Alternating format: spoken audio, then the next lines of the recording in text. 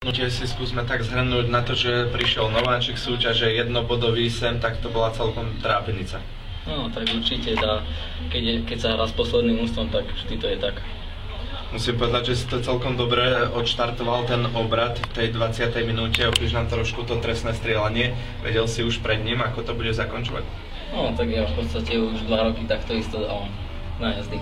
Hej. Opíš nám ešte trošku to zranenie tvoje, naozaj vyzeralo to nepríjemne, čo sa stalo? No, dostal som kolenom do stehna koniara. Ako to vyzerá, budeš môcť hrať ďalej aj? No, asi všetci očakávali, že to bude jednoznačnejšie víťazstvo, nakoniec ste sa aj dostrápili. Tak všetci očakávali, tak aj papierovi sme boli ako na to lepšie my, no ale mladí chlapci oni korčulovali.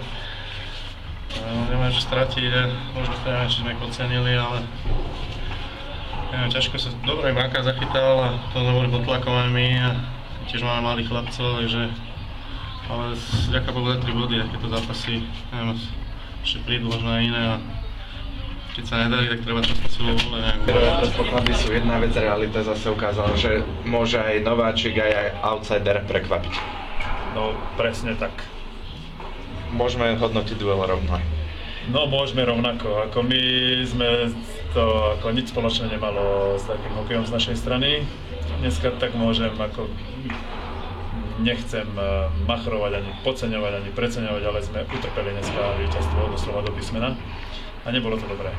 Ako ono už, aj hlavne mladší chlapci, ako nastúpime do toho zápasu, že sme papieroví favoriti, ale my nie sme také mužstvo, že príde sem aj družstvo zo spodnej tabulky a že my ideme preletieť tým zápasom ako nôž cez maslo, také mäkšie. Ako ono to nie je tak.